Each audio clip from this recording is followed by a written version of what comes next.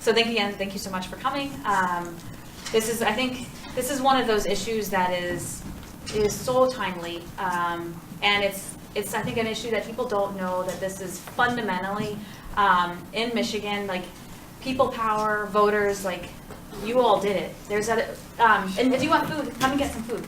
Yeah. Wow. Yeah, just come. Yep. Good food. Yeah. Yep.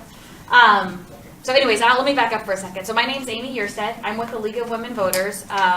The League of Women Voters is a nonpartisan organization. We've been around for February 14th will actually be 100 years in existence of this organization, which is pretty amazing.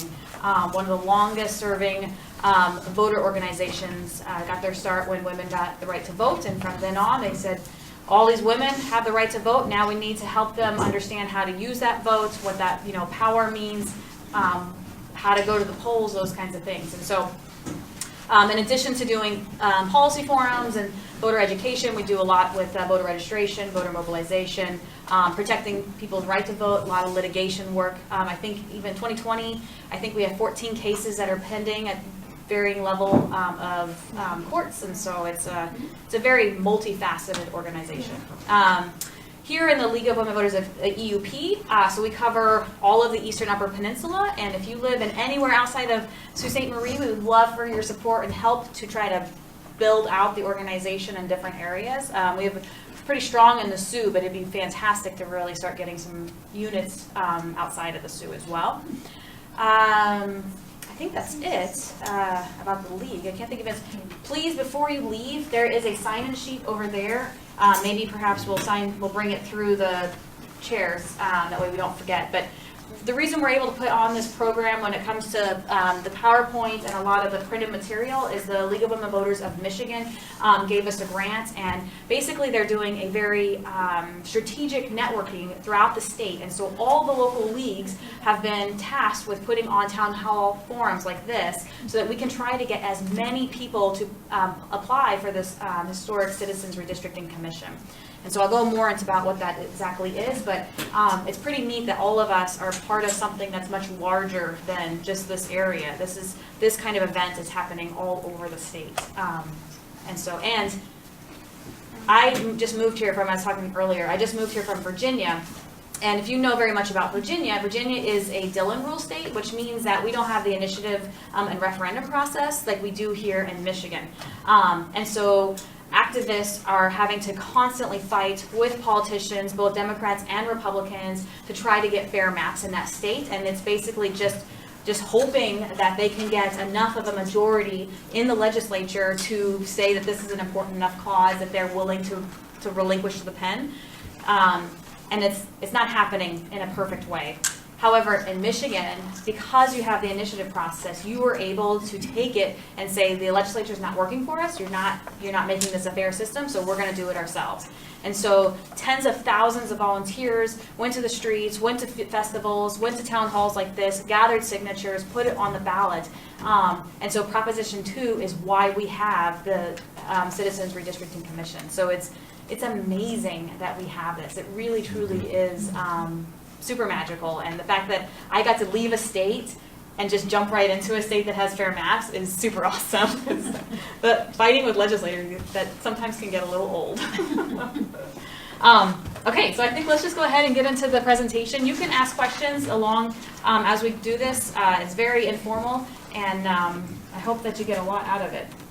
Okay, so we're using a slide show from the Brennan Center. So the Brennan Center, we're close partners with the League of Women Voters on this, as well as Voters Not Politicians. So all of these groups work together throughout the proposition campaign that had happened in the state. And so we're just using their slides. And then towards the end, we're using Voters Not Politicians slides. So it's kind of a nice jumble of slides. Okay. So first we're going to start with, and I have some fancy notes here. I'm not usually great at using people's notes, but if I get lost, we'll use them. So there's actually a ton of handouts on this table. Let me grab one in particular. Please grab anything that you need. And we also have a lot of census information. This one is the timeline. So we're going to get into this in a second, but I want you to know that between now and June 1st is when the applications are being accepted. So you can do that tonight. You can fill out the application. Cammie has graciously said that she will notarize for free. And in order to fill out an application, you have to have it notarized. So she's here. She will help you notarize it. We have printed applications, but you can also do the application online, and we'll pay for the printing. So just fill it out online, print it, tell the league we'll pay for it, and then Cammie will notarize it, and you'll be good to go. You'll have to send it in to the Secretary of State. We can't do that for you, but you'll be done and ready to go. Okay. So the size of the commission is 13 people. You'll have 4 Democrats, 4 Republicans, and 5 independents. And then you might be asking, well, how do we know who's who? You're going to have to stand and make an oath saying, yes, I am a Democrat, yes, I am a Republican, or yes, I am independent. I don't affiliate with either one of the major parties. The independents could also be a minor party. That kind of goes into the same bucket. Hi, welcome. Hi. If you want any food, help yourself. Oh, thank you.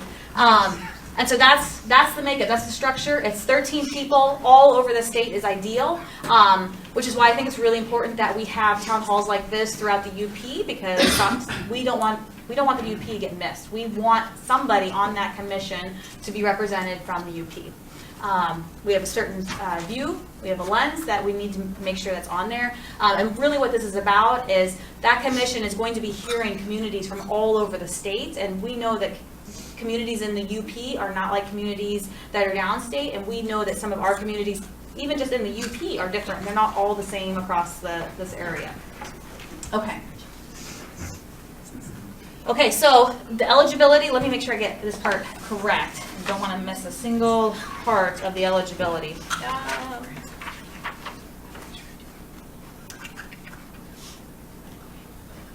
Let's see. Okay, so you do have to be registered to vote. So registered voters are allowed to apply. That's just the basic for getting on into this process. There are a few exclusions, and we'll go on to that into the next 2 slides. But you just have to be registered to vote in the state of Michigan, and then you must actually fill out the application and have it notarized, like I said before. Okay, and so here are some of the exclusions for those that can't apply. So you within the past 6 years, an applicant cannot have done, you cannot have been a candidate or elected official or a partisan local, state, or federal office. So this is the reason. Can you guess why this might be? Conflict of interest, and that way this is a truly fair process. Doesn't look like, candidates are trying to draw in certain voters. Yep. An officer or a member of the governing body of a local, state, or national party. Similar. This is to make, this is another conflict of interest. We don't want it to look like the parties are drawing in their voters or excluding other voters. No paid consultants, lobbyists, or employees of lobbyists. Same thing. This is to make it a very, very fair process. Employed by legislature, elected official, political candidates campaign, a PAC, which is an organization that basically raises money to give to a candidate's campaign. So these are all the ways, if you are associated with any of this, then you should not be applying. You can apply, but it's going to get rejected. So don't waste your time. But, ultimately, these make total sense. If we really are truly looking for fair maps, this makes sense. You can't be elected leader. You can't be a lobbyist. You can't be one of the leaders in the parties. You can't be working for an elected leader, because all of that would not be fair, people-powered maps. All right, is there any questions about that? No, I just want to say a daughter of an elected official within the last 6 years was excluded just for the relationship. Yeah. So she wasn't the elected official, she was the daughter of one. Oh, yeah, yep. So families, yep, that's right. Families should not also be, because then you could be perceived. Really that's the whole thing is perception. We want to eliminate any perception that there's going to be anyone that is favoring one party or candidate over another. So, yep, thank you. That's a good ad. You showed 4 Democrat, 4 Republican. Yep. Are those still drawn from the same pool of applicants? Or Yeah. Okay. Yep. And so I'm going to get into the applicants in 1 second, but thanks for adding that. Yep, they're going to all be from that same pool of 10,000 or more than 10,000. Okay, so some more commissioners, and so just like you were saying right here, commissioners may not be a parent, basically no relations, no family relations, to the commissioners, disqualified for appointed or elected office by the Constitution, and the commissioners are ineligible from holding partisan elective office at the state, county, city, village, township level for 5 years after serving. So this is so to say, like, maybe you never ran, maybe you were never associated with politics, and all of a sudden you get to serve on this awesome commission, and then you're like, I have the goal, I'm going to run for politics, I'm going to skew the line so that I can make sure that I'm going to win, or my party will win. This is to prevent that. So you never know what's going to happen in 5 years. And I actually want to say, I think even California might have even made this even stricter. I think theirs was 10. So ours being only 5 is actually not as strict as some states. But even still, those who serve on the commission cannot run for office for 5 years. So it's a good safeguard. Okay, here's the selection process. So 10,000 applications are going to be randomly mailed out throughout the state of Michigan. So that's not including everyone throughout the state who's just applying voluntarily. So there's going to be potentially, especially if we have these kinds of town halls happening all over the state, and then the Secretary of State is sending their 10,000, potentially we could have a lot of amazing applicants applying for these 13 positions. So that's fantastic. Okay, so they send the 10,000 out. People are also mailing theirs in. Then you're going to be selecting 30 Dems, 30 Republicans, and 40 independents. It's going to get weeded down is what's going to end up happening. And let me see exactly how that, so after June, a random process is used to reduce the size of the pool to 60 identified Democrats, 60 identified Republicans, and 80 self-identified independents. And then half of the pool must be made up of applicants who received a random mailing. So half are going to be all of us who apply, but the other half are going to be one of those 10,000 people who randomly got an application. So that's, I mean, they're really like shaking it up and making this, taking all of the risk out of it. All right, the pool of 80 self-identified independents is made up of those who do not self-identify as Democrats or Republicans. Therefore, it could include members of minor parties, as I said earlier, as well as those who don't identify with any party. The majority and minority leaders of the House and Senate each get to strike 5 applicants. So it's kind of like jury. When you have both prosecuting and defense get to strike out different jurors, same thing is going to happen here. So the minority and majority of both sides of the legislature are going to strike out 5 from each. And so that'll make 20 total people will be stripped from the possible spots. Further random reductions in the pools must be weighted to reflect the geographic and demographic makeup of the state. So that potentially could hopefully, if we get some people who apply and people here are receive an application, we'll get some UP representation on that commission. Eventually there will be 4 Democrats, 4 Republicans, and 5 independents, which is a total of 13 commissioners. And then, so does anybody have any questions about this one? When is the mailings? I'm sorry. Oh, so the actual mailings, the application is due June 1st. Let's see here. Commissioners must begin their... By January 1st, 2020, random mailings to applicants and houses. Oh, yep. And you know what? I have it right here too, actually. You're right. So January 1st, yep, he's right. January 1st, 2020, random mailings happen. So potentially you could get something in your mailbox the first week of January. And then the deadline for submitting that application is on June 1st. And so, yeah, and pick up the timeline. This is great. And then the commissioners will begin their work from starting October 15th, 2020, and must adopt a redistricting plan for U.S. congressional and state legislative districts by November 1st of 2021. Okay. All right, so here's the map approval process. So the requirements, before voting on a map, the map must be tested using appropriate technology to ensure compliance with the criteria. And then the final plan may be adopted with a majority vote, which must include at least 2 commissioners from each major party, plus 2 commissioners who affiliate with neither party. So that makes good sense, I think, right? 2 Democrats, 2 Republicans, and 2 other. So trying to make sure it's fair. And what's going to happen, though, is what happens if you have a tie. Let me see here. I lost my spot in the pages. So if a deadlock, I think I actually have a slide for that one. So if there's a deadlock, use ranked choice voting, which I love. I love ranked choice voting. And if it still ends up a tie, which I think is highly unlikely, then the Secretary of State will decide. But yeah, so they'll get to play with ranked choice voting if there's a tie the first time around. What Okay. if there's potential for, I guess I'll just call it a filibuster. You know, one party or the other could just say, we're just not gonna vote for this. We're not gonna approve. Oh, can you imagine how terrible that would be? Yeah. There's- I hope that's not the It doesn't look case. like there's anything, I mean, they have the independents, then but you they, have You to still have have two right, from one party. yeah, I mean, look at I know. our world these days. It you is know, true. It's very easy not to have two. I guess if, in the case that happens, the Secretary of State will probably get involved. But man, what a waste, because, I mean, what I can tell, I think that would be something for your organization and these others to get a preemptive Yeah. move on. no, that's Is good. To start getting, going to add something to that. in Yeah. case that happens. Yeah, I mean, I could say that, mind you, we are in a different time than we were in 2010. California has the Redistricting Commission, and they were the first one to do the Citizens Redistricting Commission. And when they did it, it was similar with the 13 people. It's very, you know, there's some tweaks that are different along the lines, but I did meet 3 of them, and one of which was a Republican and 2 were Democrats, and they flew out to Virginia. And I must say, I've never seen 3 people so in love with the process and so proud to have to done this service for the state of California.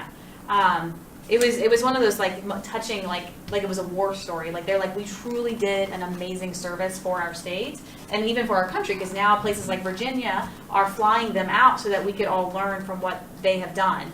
And so hopefully commissioners in Michigan will take, you know, take that same high road and feel like this is a true honor and service to be doing for the state.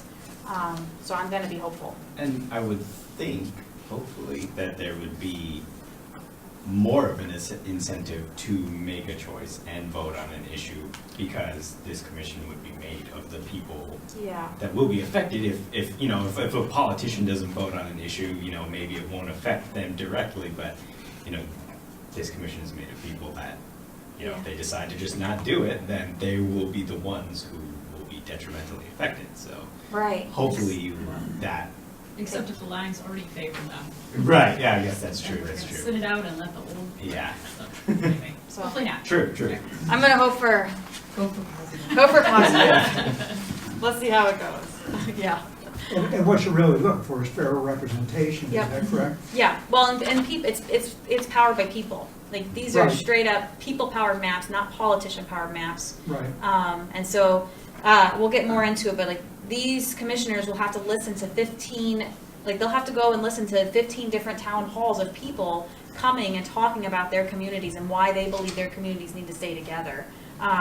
California did the same thing. I want to say they had a similar, like they had a low number like that, but they actually found that the people wanted to talk about their community so much that they ended up doing 100 of these town halls. And they just visited the state up and down, up and down. Sometimes people would be waiting in line until 1 o'clock in the morning because they wanted to say, like, this airport noise is a problem. Our community needs to stay together so that we can continue to lobby and make these legislators listen to us. Or this pipeline is a problem. We need to make sure that we stay together so we can continue to have that people power. And so it's not always, the things that we might think it is. Communities of interest can be a lot of different things. Yep. Okay. Okay, so here's the criteria and the rules. So the commission must, and then there's actually handouts on this particular one, so I don't think I'm gonna read it. But these are the criteria. And I remember when I was lobbying in Virginia for ours, you wouldn't think criteria, this is kind of like nuanced stuff, and it can be a little like in the weeds. However, this is the other part. Like people is one thing, that's incredible that we have that, but we also have to make sure that the people are following this criteria for these maps. This is incredibly important. So the districts need to be equal population, because that's part of the Constitution. Districts shall be geographically continuous, so we don't want to have any crazy pieces all over, pieces that aren't touching one another. Districts must reflect the state's diverse population and communities of interest. That way people aren't being excluded, their votes aren't being wasted, that, they're not showing true racism. Let's see, what else is there? And also share cultural and historical and economic interest. So there's a lot that goes in with this diverse population and communities of interest. Districts shall not provide a disproportionate advantage to any political party. So when we look, we can actually find, this area may, we're not going to be focusing entirely on how people are voting. And this is actually rated. So number 1 is the high priority, and number 7 is it's still a priority, but it's not at number 1. So this is actually in the sequence that the commissioners will have to read, have to go follow. Number 5, districts shall not be drawn to favor or disfavor an incumbent elected official. 7, districts shall reflect consideration of county, city, and township boundaries. So we're not cutting, counties up or cities up. And districts shall be reasonably compact. And so if you've seen some of those crazy maps, sometimes they're not compact. And so hopefully this will fix some of that. If there's an island, that island will be counted close to wherever that main piece of land is at. So that'll be part of 100th district. Is there any questions on this criteria? Like I said, this is kind of the weeds. It can be a little bit, people might not be as interested in it, but this is the rules of the game. So you have the players, those are the 13 commissioners, and these are the rules of the game that they have to follow. And so it'll be normal people will have to be making sure that they are following all of this, because this is what we passed as Proposition 2. Okay, and then here's where we get to come in. If we're not selected as a commissioner, there's still a piece for us to play. So there's going to be the hearing. So total is 15. So the first will be 10 hearings up front. So that's different geographic locations are required before drawing proposed maps. So people are going to talk about this is where we're at, this is where we live. And then after the maps are drawn, there's going to be 5 public hearings. And so maybe you thought that your area needed to be part of this area. Then you would want to go or send people to come to those town halls to make sure that you have your voice heard. Open meetings, that's an Open Meetings Act, they have to follow this. Meetings must be accessible via television and online, so it's going to be a very transparent process. Input, public may also submit plans and underlying data for the Commission's consideration, so if you know something specific, you can submit that information. The Commission must publish plans and allow at least 45 days for public comment. And the Commission and staff, attorneys, and consultants may not discuss redistricting matters with the public outside of public hearing, except if it occurs in writing or at a previous public forum. And then after the plan is adopted, the Commission must publicize the plan and report explaining its decisions and materials used. And so I imagine they're also going to be invited to come to a lot of different communities to talk about how they came with these maps, what was the process, what was their experience. But yeah, so that's basically, it's a very transparent process. If it's not, that's when we need to also make sure that we're part of the process. But for the most part, you should be able to go to one of the town halls beforehand, go to one afterwards if you think that you need to, and then if you know information and you want to submit it, then you'll be able to submit it online. So, any questions about that? Yeah. Just a general question. I think there was a point of contention with the budget discussions about the funding for this. So what's the latest on that? Do you know? No, I don't know. And you're right, because there was, and that's one of, that's kind of like a shady way of taking some of the power away. Yeah, and they're supposed to have the funding. It was part of the legislation. And so I'm not sure where that ended up settling. Yeah, because I can see where you're going to need a lot of very smart staff to help you draw those maps. Yep, absolutely, absolutely. Yep, and then travel costs, because if they're going to be going places, securing venues, hotels and things like that, it's going to take a lot of money. Yep, the tech, yep, absolutely. So hopefully the legislators will recognize that the people wanted this and that they'll budget it. Yeah, I haven't, has the budget been completely passed? Yeah, okay. So maybe it's still in the works, I'm not sure. Oops. Okay. Oh, and look at that. Look at the timely how that is. Wow, you could be, did you look at this? Yeah, you paid me. All right. Yeah. All right, so by December 1st, 2020, so this time next year, each census year thereafter, the legislature must appropriate at least 25% of the Secretary of State's general fund purpose to the budget for this purpose. So that's a lot of money. Yep, it is. But this is really important. And it's only one time every 10 years. So it's not every year. It's once every 10 years. And here's an incentive for anybody who's on the fence, whether they want to apply. So if you are a redistricting nerd like I am, you might want to apply because you actually get a salary for this role. It's not just a volunteer gig. You'll get almost $40,000. You must you must be independent and nonpartisan. And that they are going to have legal, nonpartisan, independent people helping you. And then, as we said before, conducting meetings and publishing notices. This is something that's going to be in the budget. They have to pay for this. And then maintaining those records. So years and years, decades later, they're going to have to continue to pay for the maintenance of all of these records. So it is going to be a very costly thing. But no one said democracy was cheap, right? I mean, you want a fair, functioning, healthy democracy, we have to pay for But it. it's It's really not, worth it. it's not this process only. They do this process anyway. Yeah. They Yeah, just did right. it through our legislature. Yep. But they did it anyway, and they spent this money that way Absolutely. very much. Now, whether it's equal, I don't know, but I'm sure it's got to be pretty close. They just don't pluck that out. Yeah. in here. Nope, I think you're absolutely right. And now, basically what he's saying is that we were always paying for this. We were paying for the maintenance of the tech. We were paying for subject matter experts. We were paying for some sort of meetings, I'm sure were happening. They might not have been transparent and open, and they might not have cared what you said, but they were paying for people to be there, right? Now it's all open, it's all transparent, and it might cost a little bit more because it's going to have to be transparent and inviting for people. But that's the price of paying for fair rules, right? Having people being able to participate. And in the end, even though we might be paying for this, we're actually going to have legislators that have to speak for us. They're actually going to truly represent us, and that's priceless. Democracy that works, yay. Okay, so the timing. So as I said, you have a handout if you'd like to grab one. If not, this is also online. But the applications go out, as we said before, January 1st of 2020. If anybody gets it, you should take a picture, put it online, and say, I'm one of the lucky 10,000 people who got an application, because that would just be cool. Your application is due June 1st, so you make sure all the information is in there, but you also have it notarized before you send it in, because they all have to be notarized. July 1st, 2020, Secretary of State eliminates disqualified candidates and submits pool to the legislative leaders. So that's only 1 month. So they're going to go through that, look at it in 1 month, and decide, 10,000 plus people didn't make it. Amy, are the random 10,000 that are sent out, are they screened to fit the qualifications first, or are they just random? So those 10,000 I think it's may just- all be done. Yep, I think it's just probably random 10,000. Yeah.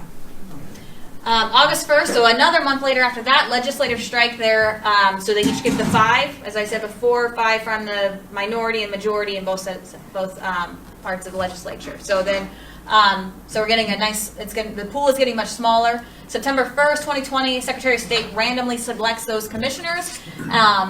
They're selected, and then November 1st, 2021, the final redistricting plan must be adopted. So that's really exciting. So we won't have those new maps for campaigns until 2022. So that's unfortunate, but that's okay. There was a Supreme Court case that had happened, and depending on what the outcome was, it might have been different, but it didn't go in our favor, and so our lines are fine. We were already ready to go. So 2022 fair maps, and the campaigns will go along with that in 2022. So, any questions on that one? No? All right, and if you have any information you want to know more, Brennan Center is a fantastic place to learn more about this. And then this Michael and Alexis are gurus when it comes to this. And then, so this part of the presentation came from Voters Not Politicians. And so basically, why would anybody want to apply? So you can just spout it off. Why would anybody want to apply for the nonpartisan Citizens Redistricting Commission?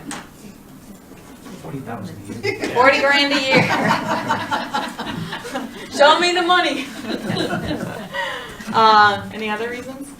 Gotta make these elections fair. Gotta make the elections fair. Yep, absolutely. Fewer wasted votes. people already, some people have a hard time believing that their vote counts. And sometimes we look at it because we know that the maps have been drawn in such a way, certain voters are concentrated in some areas, which means they've been drawn in such a way that they aren't counting. And this is going to change that. This is really going to make it so that voters rule the day. Our issues are actually going to be heard. Candidates will actually have to run on a competition of ideas. And they won't be thinking that they just automatically get their seat anymore. They have to actually work for it. So, yeah. I know I come in late, Amy. No, it's okay. Did you go over how the applicants are going to be selected? We did. And don't worry, because I have lots of paper over there. Okay. And time. So we can go back over and talk about it. Yeah. And get some food, if you want some food. I ate before I came. That wasn't you're not supposed to do that. Sorry. Okay. Already Okay, called. so we did, What did you just call? go over some reasons why. Okay, so here's some other reasons that I think we pretty much, unique job experience. So I was actually on Lake State and I was like, you should apply because it's gonna look so awesome on your resume. Can you imagine? You were on the first ever Citizens Redistricting Commission and you were like in college or a recent college graduate. Like anybody who knows some college students, tell them you're gonna be super marketable after this. Everybody has what it takes. If you are a voter, you have what it takes to become a redistricting commission. You don't have to have a master's or PhD to be on a commission to hear about people who want to stay in their area. Anybody can do this. You get to represent Michigan, and really, I think that there's even more than this. Like, we are one of the few states that's going to have this. Like, that's what's really incredible, too, is that as a commissioner who gets to sit on this and have people-powered maps, there's not many states that get this opportunity. And so they're all looking to the few and far between, and now Michigan is one of those states. And so it's really an honor, I would say. I would be very proud if I was on it. Unfortunately, I'm military, so we're not here long enough, but all of you can do it.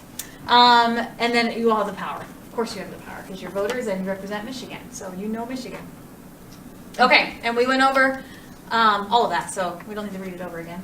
Amy, are they gonna have alternates in case someone has to step down? Oh, I would hope so. I don't know about that. That's a good question. I should find out. If you leave me your email, I'll let you know. I'll ask somebody. That's a good question. All right, here's some answers to some common questions that you might have. That one is not on this, though. I'm sorry. Let's see here. The commissioner has the power to set its own workplace policies, so that's interesting. Employers are required to hold your job while you serve. So I was telling Megan, the librarian, if she wants to do it, the library would hold her spot. She can come back to work like she was here, like she never left. The selection is random, but when the pool is narrowed to 200, it must be weighted. So we talked about that already. Geographic and demographic makeup of the state. So it's not going to be just one kind of people. It's going to be a representation of the state. 4 minority and 4 majority legislative leaders can remove up to 5 applicants, just like jury duty. We talked about that.